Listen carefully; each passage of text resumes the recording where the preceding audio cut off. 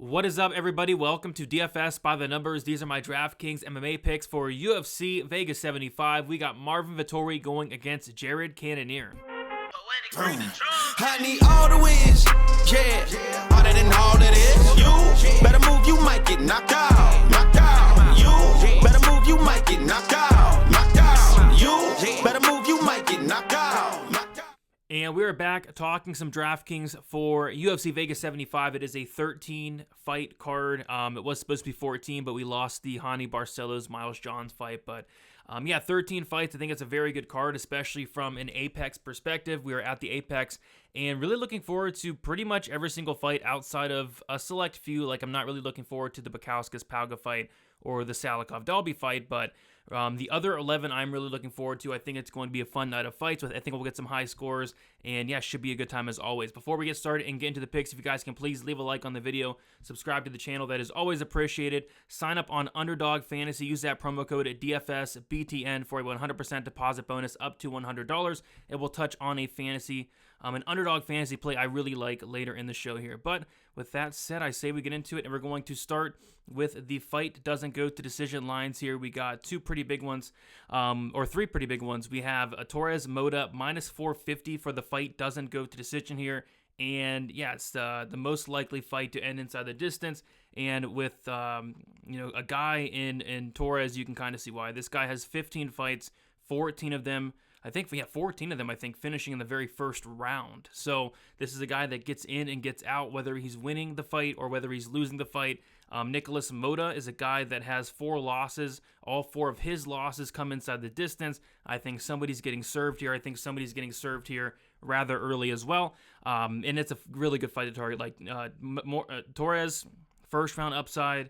Moda, 7,300, he probably has first round upside as well. I think somebody's getting finished here. I am on the Torres side myself. I have slightly more Torres, but Nicholas Moda at 7,300 is a very, very intriguing dog this week. Next, we have Arman Tsarukyan going against Joaquim Silva, minus 325 for that fight doesn't go to decision. And it's tricky this week. We'll touch more on Arman in a little bit, but he's 9,800, which I have not ever seen that salary. I mean, typically we'll see like a 9,600.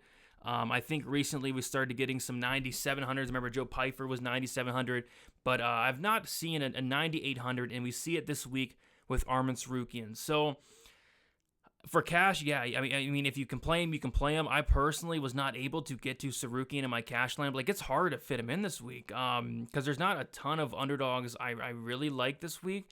But in tournaments, that's where it gets kind of tricky. So for cash, I think he's absolutely cash viable if you can get him. But there's still great options up top as well. But in tournaments, I don't know. I feel like a lot of people are going to try to fade Arman Tsarukyan. And I don't know.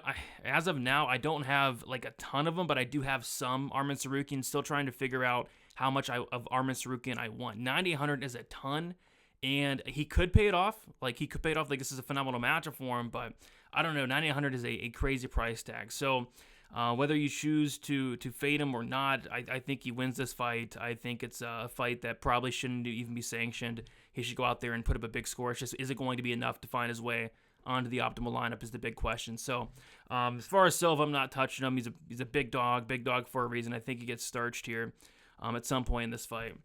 Next, we have Costa Flick, minus 260. Fight doesn't go to decision. And yeah, great fight to target here. We have a killer be killed fighter in Jimmy Flick, a guy in Jimmy Flick who has 22 fights. He's been to the scorecards, I think maybe 3 times. He's been finished a ton in his losses. He has early finish upside. Jimmy Flick as a pump play makes a lot of sense this week as like a dart throw at that price tag of 6,800. I'm really high on Costa though. I like Costa quite a bit. 9,400 is definitely expensive, but I think he goes out there and knocks out Jimmy Flick. Great fight to target though. Like if Flick pulls off the upset, he's going to be optimal because it's probably in the first round. And then we have Pat Sabatini, Almeida, minus 155. Fight doesn't go to decision, which this kind of surprises me a little bit. Like, I could see Pat Sabatini going out there and winning a decision. Almeida's a guy that's super tough, never been finished really good chin, black belt in BJJ. Like, I feel like if Pat Sabatini wins this fight, it won't be inside the distance. But I feel like if Almeida wins the fight, I feel like it is going to be inside the distance. 7,100 for Almeida is somebody I really like this week at that price tag. But I think both guys have paths to score very well. If Pat Sabatini wins, expect takedowns, expect control time, expect a 3-round decision. And if Almeida wins, I think it's by knockout. I don't see him really winning any other way. So that Sabatini-Almeida fight is one that I really want to target. Costa Flick as well. Torres Moda as well. As far as this Sarukian Silva fight, that's probably going to be my least highest owned of these 4 here. But I think it probably does finish inside the distance. Moving on to the core play. Speaking of Arman Sarukian, 9,800. I mean, yeah, if you can get him, get him. Obviously, he's a good play. He's a safe play. He's the safest play on the slate. He's minus 1,000. He's like minus 300 something, like the win inside the distance. This fight should not even be close. He has a ton of upside. It's just the big question, like I said, is does he pay off this $9,800 price tag? And he can. He can go out there, get multiple takedowns, get an early finish. He can go out there, just dominate over 3 rounds, getting tons and tons of takedowns. There's ways that he can score very well. So I don't want to go out there. I know a lot of people are going to try to fade Arman Sarukian because of the price tag, but I could definitely see a scenario where he pays it off. So I'm not going to completely fade him, but I'm not going to go all in on him because I think there's some really good plays that are cheaper than Arman Sarukian this week. So I'm not going to go crazy with him this week, but I will have some Arman Sarukian for sure. Cash, I'm going to try to get him. As of now, I don't have him. And then tournaments, I have a decent amount, but like I said, not going crazy because I could see a scenario where some of these lower-priced fighters in this 9K range outscore them. But hard to ignore the upside of Arman Sarukian this week for sure, price tag or not. Marvin Vettori, 8,000. Love the price tag of Vettori here, 8,000. He's a favorite, priced at 8,000 here, which I do like. Takedown upside, tons of volume upside, 5 rounds. And you take a look at Marvin Vettori in his 5-round fights. I think he's hit like 120 in all 3 of his 5-round fights.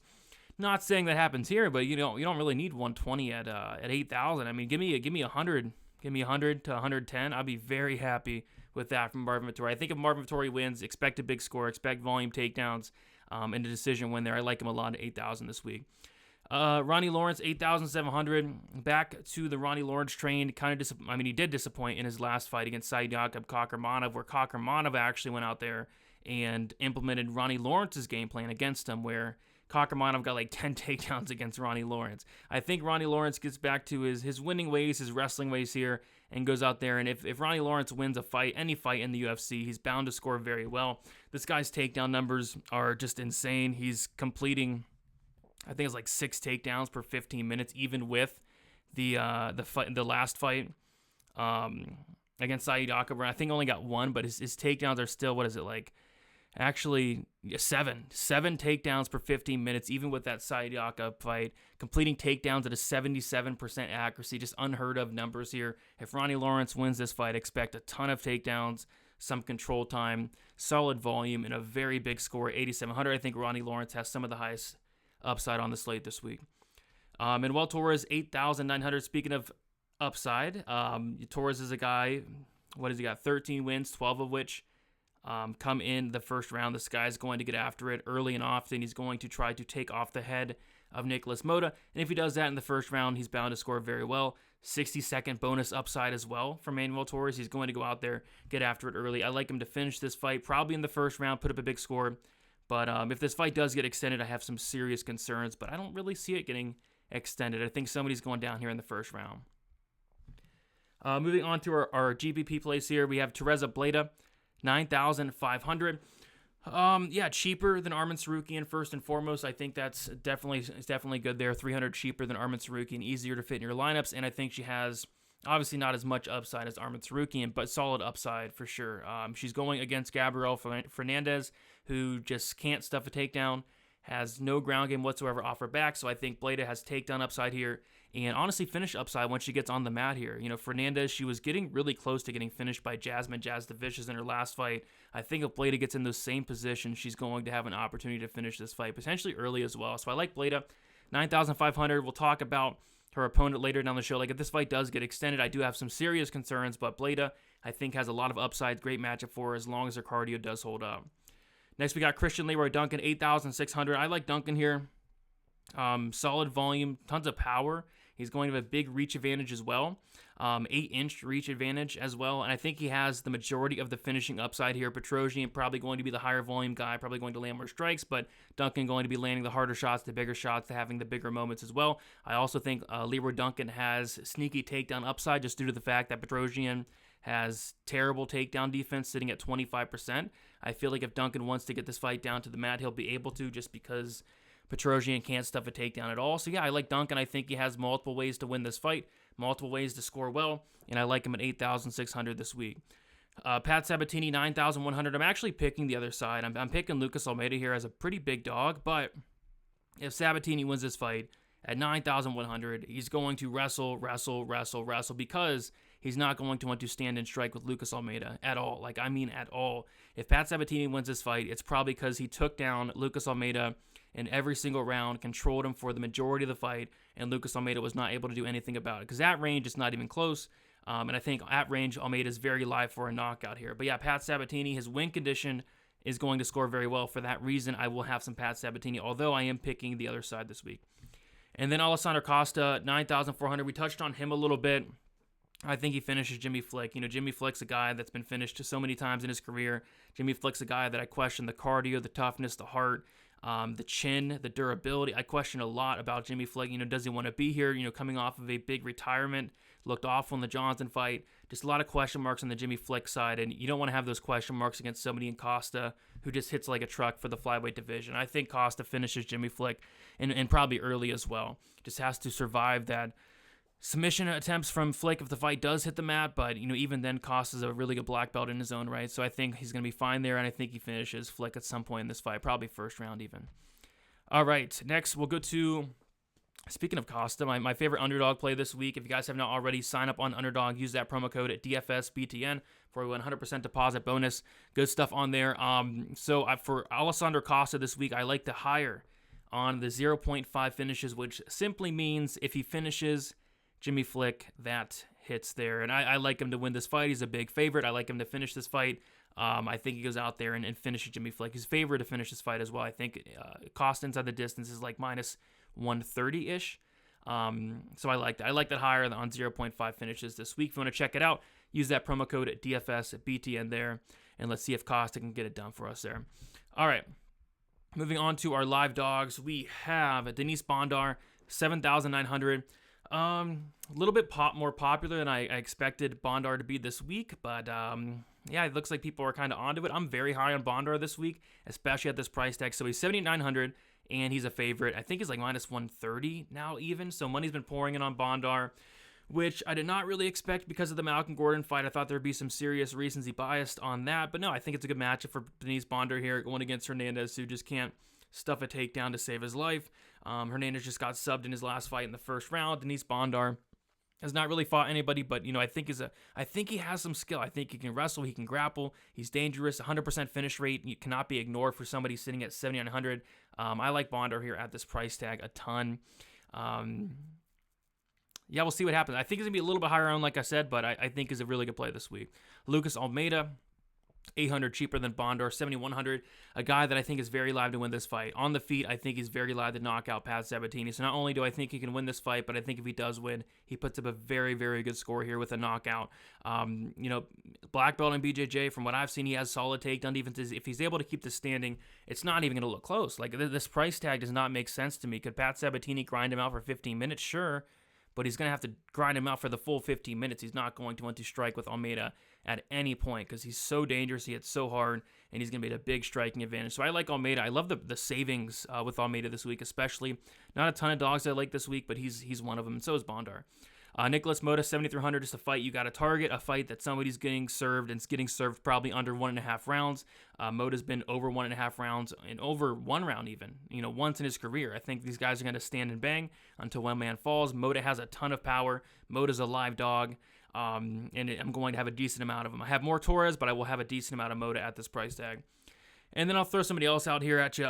Like I said, struggling to find, dogs this week, but Abunez is another one of them. 7,700, going against Zalgas. I'm actually picking him to lose, but Bunis, he's solid. Like, I was actually impressed with what I saw from Bunis. He has power on the feet, very, very slick grappling as well. He's dangerous. I think if this fight does finish for some reason, I don't think it does, but if it does, it's probably because Bunis was able to get a finish. He has a 77% finish rate, 62% of those wins coming by submission, so he's dangerous on the mat. We have seen Zalgas get finished before, so just another underdog that kind of stuck out. And even if there's no finish and if Bunis does win this fight, which is possible because the judges like to score the fights wrong for Zalgas here, you could put up a solid score, I'd say, at 7,700. So I don't mind some Bunis finish upside and a live dog, I'd say.